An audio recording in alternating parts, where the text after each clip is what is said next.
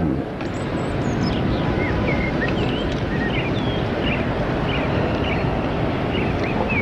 أنا عايز أكلمكم على نوع من الناس ينطبق عليه قول السيد المسيح: من وجد نفسه يضيعها.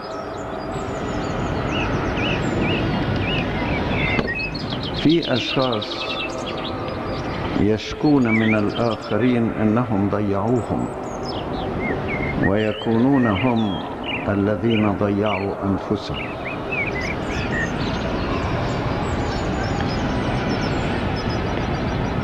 لأن زي ما قال القديس يوحنا ذهبي الفم: لا يستطيع أحد أن يؤذي إنسانا ما لم يؤذي هذا الإنسان نفسه.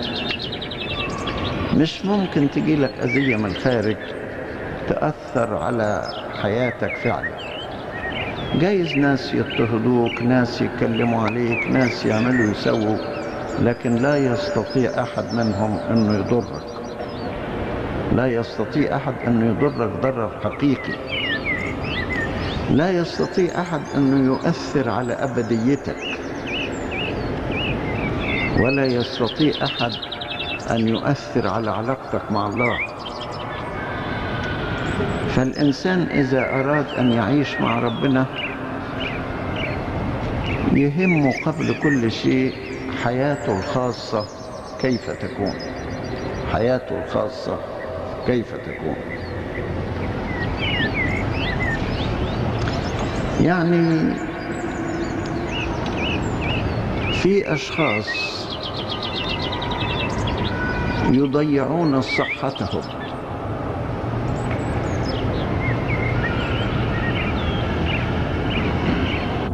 بتصرفهم الخاص. زي إنسان مثلا تلاقيه كثير الغضب، كثير النرفزة، يتأثر بسرعة، ينفعل بسرعة، يهيج بسرعة، يثور بسرعة. ده بيضيع نفسه. ما يقولش فلان أثارني، إنما يقول أنا شخص سهل الاستثارة، ممكن مريض بالغضب بالنرفزة، أقل كلمة تتعبني. دور على نفسك، ما تقولش في حد بيضيعك، انت جايز تضيع نفسك. انا افتكر مرة واحد جاله اثناء ما كانت الدولة زمان بتعمل قرارات التأمين، فأمموا له شركة كبيرة تعب فيها، وبعدين جوني وقالوا لي فلان أصيب بذبحة صدرية. فرحت له، كنت أسقف ساعتها، قلت له يا فلان أنت بتتعب نفسك ليه؟ أقصى ما تعمله فيك القوانين إنها تاخد بعض أملاكك، لكن أنت لما بتتعب من جوه أنت بتضيع حياتك كلها. من بره يضيعوا لك شركة، لكن من جوه أنت بتضيع نفسك، بتضيع صحتك، بتضيع حياتك. ففي ناس بيضيعوا صحتهم وبيضيعوا حياتهم وبيجيبوا لنفسهم أمراض وبيضروا نفسهم بطريقة تفاعلهم مع الأمور. في إنسان آخر تلاقي صدره واسع وقلب واسع، ومهما هاجت الدنيا عليه ما بيتعبش. ليه؟ لأنه ليس من النوع اللي بيضيع نفسه. يعني أيوب الصديق الشيطان حسده، ضيع منه كل أملاكه، بل ضيع أيضا عياله. فقال الرب أعطى الرب أخذ، ليكن اسم الرب مباركا. المشكلة اللي من بره ما تعبتوش من جوه. الحاجة اللي تضر الإنسان إنه يتعب من جوه، كلمة تتعبه، إهانة تتعبه، مشكلة تتعبه، فمن جوه يغلي، والغليان الجواني هو اللي بيضيع نفسه. عشان كده أصعب حاجة إن الإنسان يضيع نفسه. أصعب حاجة إن الإنسان يكون عدو لنفسه، يتعب فكره، يتعب قلبه، يتعب أعصابه، يضيع روحه. ولذلك أنا دايما بقول للناس يعني ما تخليش المشكلة البرانية بالنسبة لك تبقى مشكلة جوانية. الناس يتعبوك من بره لكن انت ما تتعبش نفسك من جوه.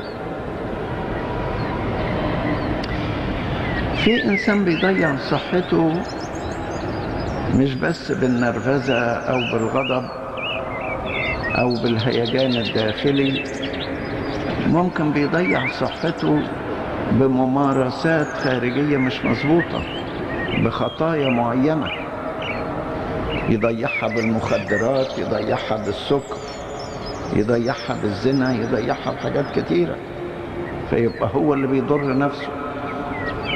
ما يقولش المجتمع بيضرني. ما يجيش واحد يقول أنا تعبني إن الإذاعة مش مظبوطة، إن التلفزيون مش مظبوط، إن المجلات مش مظبوطة، إن الأخلاقيات مش مظبوطة. كل هذه الأشياء لا تستطيع أن تضرك إلا لو أنت قبلتها، إلا لو أنك أنت قبلتها وتعاملت معها. لو ما قبلتش وما تعاملتش مفيش حاجة تضرك، ولا حد هيرغمك على أنك أنت تمشي في الغلط. أنت بتمشي في الغلط بكامل إرادتك، فلو انضريت تبقى أنت اللي بتضر نفسك، فلو انضريت تبقى أنت اللي بتضر نفسك. في إنسان بيضيع صحته، وفي إنسان بيضيع ماله. وهو في ناس غاويين يضيعوا نفسهم، يضيع ماله، زي اللي ماله يجيب به سجاير ويحرق السجاير وينفخ دخان. تقول له استفدت ايه؟ ما استفدش، ده انضر، لكن هو غاوي يضر نفسه. اللي بيدخن ده غاوي يضر نفسه ولا مش غاوي؟ هو غاوي يضر نفسه. ما فيش حد بيرغمه انه يدخن يشرب سجاير، بالعكس تجدوا إعلان كبير في مجلة عن نوع معين من السجاير ومكتوب تحتيها الصحة العالمية ترى أن التدخين مضر بالصحة، وما يهمهمش. فده بيضيع نفسه وبيضيع ماله. وفي إنسان بيضيع ماله في ملاهي، في لعب، في القمار، هو بيضيع نفسه وبيضيع ماله، وجايز يضيع صحته وماله في نفس الوقت زي بتوع التدخين دول. تقول له صحتك ومالك ولا يهمه. الابن الضال ضيع ماله في عيش مسرف، أخذ ماله ضيعه مع أصحابه. في ناس بيضيعوا مستقبلهم، تلميذ بيضيع مستقبله، ما بيذاكرش، يهمه اللهو أكتر من المذاكرة. تقول له مستقبلك ما بيهموش، لغاية لما يتخرج ويتخرج بمستوى ضعيف ويلاقي المستقبل ضايع أمامه ولم يضيعه إلا هو نفسه. هو نفسه. يقول لك أصدقاء السوء ضيعوه. أقول لو ما كانش مشي معاهم بإرادته ما كانوش ضيعوه. على رأي واحد يقول: قل لي من هم أصدقائك أقول لك من أنت. هو اللي اختار هؤلاء الأصدقاء بكامل إرادته، وهو اللي مشي معاهم بكامل إرادته، وهم اللي ضيعوه بكامل إرادته. إذا كان ربنا أعطاك الحرية إنك أنت حتى تقول ما فيش ربنا، أفلا يعطيك الحرية إنك أنت تقول بلاش هذا الصديق أو غيره؟ أنت حر. فالإنسان بيضيع نفسه بنوعية الصداقات اللي بيمشي فيها. عجيب إن الواحد ما بيفكرش إن هو بيضيع نفسه. طب في واحد بيضيع ماله، وفي واحد بيضيعه كنزه للمال، زي الغني الغبي اللي قال: أهدم مخازني وأبني أعظم منها، وأقول عندك يا نفسي أجمع غلاتي، وغيره وأقول عندك خيرات كثيرة لسنين عديدة. ضيع نفسه بأنه بيحفظ المال. ده إحنا لو أردنا نحتفظ بأموالنا كويس نصرف منها على الفقراء، نكنز لنا كنوزا في السماء، نبعتر شرق وغرب على المحتاجين. يبقى بالشكل ده انت مش بتضيع مالك، انت بتكنز مالك في السماء. طب اللي ما بيكنس ماله في السماء بيحصل ايه؟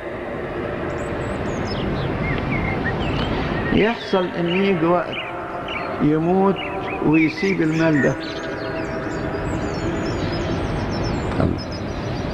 طب لما تسيبه استفدت ايه؟ يقول لك لعيالي. طب لما عيالك ياخدوا فلوس وانت ما تروحش ملكوت الله يبقى استفدت ايه؟ اعطي عيالك بقدر، واعطي الفقراء ايضا، واكنز لك كنوزا في السماء. أولادك لو خدوا منك مال كتير لن يشفعوا فيك إذا كنت أنت ما عملتش أعمال رحمة. هيفيدك بإيه؟ ولا حاجة، ولا حاجة. وللأسف جميع الناس يقولوا كده: أنا سايب لأولادي، أنا بعمل لأولادي. سيب ليهم بقدر، وادي لربنا ما هو مطلوب منك. ادفع العشور، ادفع البكور، ادفع النذور، ادفع ما هو فوق ذلك. اهتم بكل من هو محتاج. اعطي اعطي اعطي على قدر ما تستطيع. وإن ما أعطيتش تبقى بتضيع نفسك، تبقى بتضيع نفسك. في إنسان بيضيع صحته، وإنسان بيضيع ماله، وإنسان بيضيع أصحابه، بيضيع أصدقائه. الكتاب بيقول: رابح النفوس حكيم. وفي واحد بكلمة يضيع صديق بتاع 10 سنوات أو بتاع العمر كله. بتصرف واحد يضيع أصحاب عاش معاهم العمر كله. بكلمة ردية يخسر الناس، بتصرف رديء يخسر الناس. واللي بيضيع الناس بيضيع نفسه. ليه انت تضيع غيرك؟ ليه تضيع صديق؟ ليه تضيع؟ ده زوج ممكن يضيع زوجته بموقف عنيف، بلحظة غضب، بتصرف طائش. زوجته اللي كان بيحبها واتجوزها بعد جهاد طويل بغلطة واحدة يخسر بيته. يقول له: انت ضيعت بيتك. يقول لك: اعمل ايه؟ انا كنت تعبان، كنت زعلان. كنت تعبان، كنت زعلان. تضبط نفسك. الانسان اللي بيضبط نفسه بينقذ نفسه من خسارات كثيرة. ولكن إنسان جايز يضيع أصحابه، جايز يضيع زوجته، زوجة تضيع زوجها بمجرد تصرف طائش أو كلمة طائشة أو غضب طائش أو لحظة طيش. يا ناس ضيعوا نفسهم في لحظة طيش. إنسان جايز يضيع وقته، ووقته عبارة عن حياته. هو إيه حياة الإنسان؟ ما هي شوية وقت. صدقوني لما أكون مسافر في يوم من الأيام ولاقي ناس في السكة، يعني من شباك العربية، قاعدين في نادي، في قهوة، بيلعبوا طاولة، بيلعبوا كوتشينة، أقول إيه دول الناس دول عندهم وقت يضيعوه بالشكل ده؟ عندهم وقت؟ طب ما الوقت ده جزء من حياتهم. ساعات واحد يقول أريد وسيلة لقتل الوقت. لقتل الوقت يعني لقتل حياتك، ومش حياتك شوية وقت. لما تقتل الوقت يعني بتقتل حياتك. ما أسهل وجود كثيرين يضيعون وقتهم وبالتالي يضيعون حياتهم. يقول لك بضيع وقت، أو ياخد وقته جنب الراديو جنب التلفزيون، يقول بضيع وقت. لهذه الدرجة وقتك رخيص عليك. أنا ما بقولش ما يكونش عندكم شيء من الترفيه، بس يكون بعقل. فترة بريك كده ما بين مشغولية ومشغولية، لكن يكون الأساس هو الاستفادة من الوقت وليس ضياع الوقت. الاستفادة من الوقت وليس ضياع الوقت. في إنسان تاني كل دقيقة يبني بيها حياته، يبني بيها عقله، ثقافته، روحياته، يستفيد من الوقت مش يضيع الوقت. لكن ياما ناس بيضيعوا، يضيع صحته، يضيع ماله، يضيع وقته. وفي إنسان يضيع سمعته ببعض التصرفات. تلاقي الناس خدوا عنه فكرة سيئة مش قادرين يغيروها، ويضيع سمعته بتصرفات غير سليمة. أو بنت تمشي مع ولد ولا هي اتجوزها ولا حاجة وتضيع سمعتها.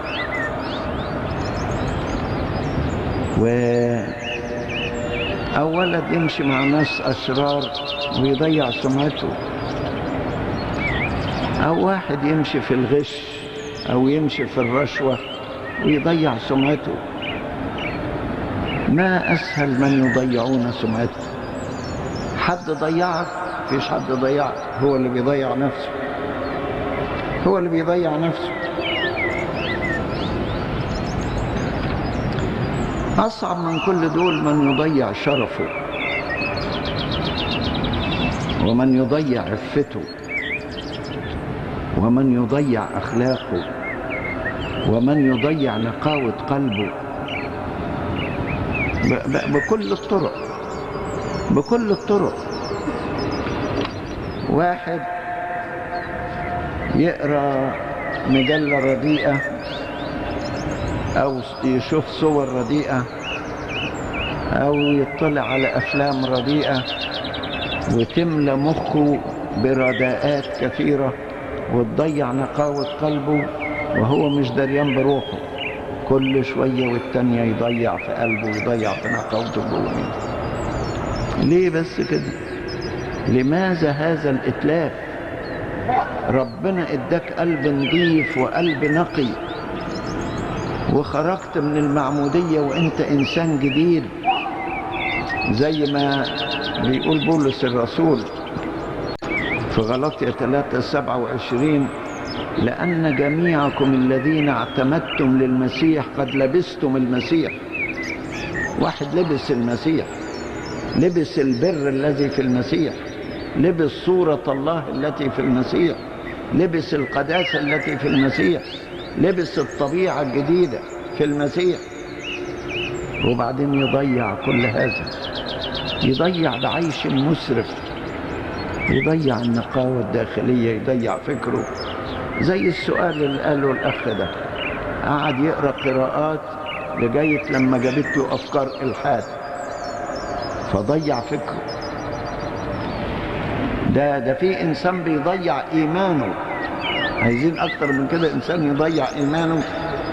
يضيع إيمانه إزاي؟ بالخلطة بأفكار عدم الإيمان من كافة الطرق. الخلطة بأفكار عدم الإيمان من كافة الطرق. لماذا هذا الإتلاف؟ لماذا تضيع نفسك؟ كل إنسان بإيده إنه يمشي صح، وحتى لو ضيع شيئا يستطيع أن يسترجعه. حتى لو ضيع شيء يستطيع أن هو يسترجعه. ما يقولش أنا ضيعت مستقبلي، قل له ما زال في يدك البقية الباقية عندك تكون ليك مستقبل من أول وجديد. ما يقولش أنا ضيعت حياتي، قل له عندك فرصة إنك تبني حياتك من أول وجديد.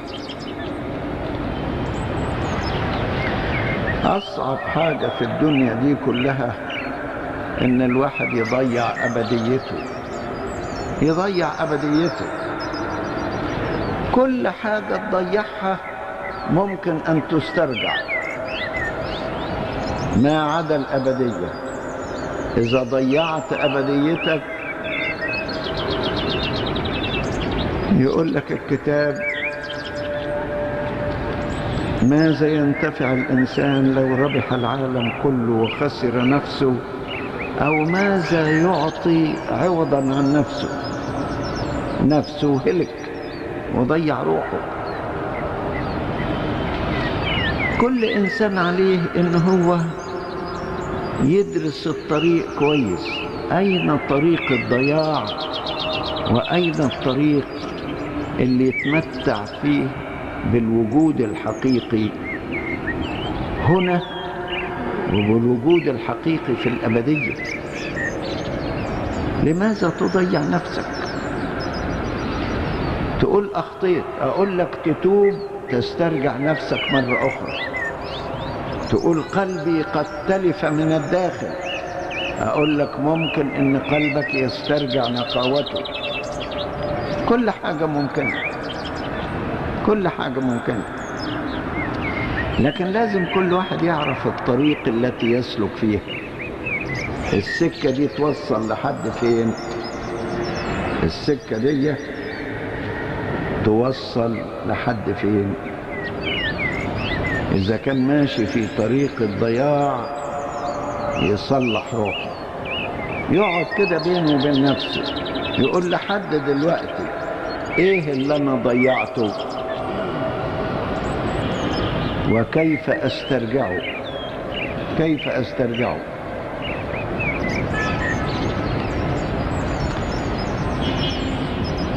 ضيع مهما ضيعت، ولكن لا تضيع الله نفسه من حياتك.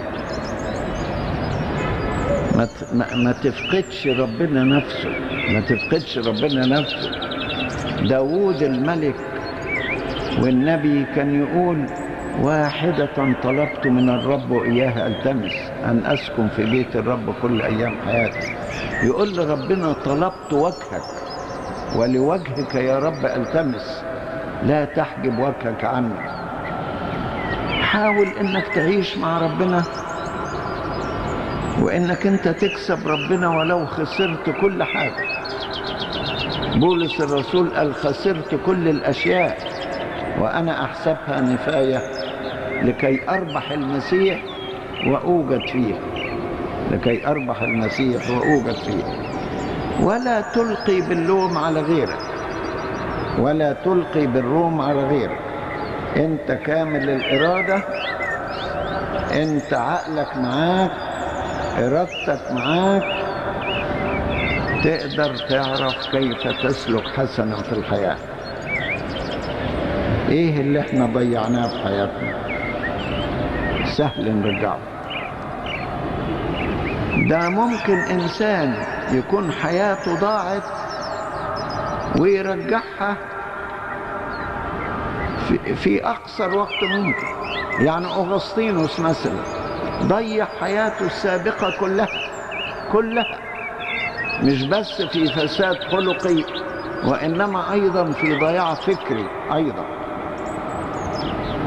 وبعدين استطاع أن يسترجع كل شيء ويبقى مركز تأملات روحية لجميع الناس. موسى الأسود ضيع حياته في الشر والقتل والقسوة، قدر يسترجعها مرة أخرى ويصبح من القديسين. ما مريم القبطية بيلاجيا كل واحدة منهم ضيعت شرفها وحياتها، استطاعت تسترجع كل هذا وتصبح من القديسات. فعلى رأي واحد من القديسين قال كلمة لطيفة، قال ربنا مش هيسألك ليه أخطيت، هيسألك ليه ما تبتش. ربنا مش هيسألك ليه أخطيت، هيسألك ليه ما تبتش. مش هيسألك ايه اللي ضيعته، هيسألك لماذا لا تسترجع كل ما ضيعته. ده بولس الرسول وهو شاول الطرسوسي مش ضيع الوقت كله في اضطهاد الكنيسة، ده ضيع ناس تانيين ومع ذلك استرجع كل شيء. المهم كيف تسترجع ما ضيعته. يعني أريانوس والي أنصنة ياما قديسين استشهدوا على يديه وتعذبوا على يديه، ومع ذلك استرجع هذا كله لما وصل لربنا وصار مؤمنا وصار قديسا واستشهد هو أيضا. نكتفي بكده ونطلب أن ربنا يعطينا ما ضيعناه.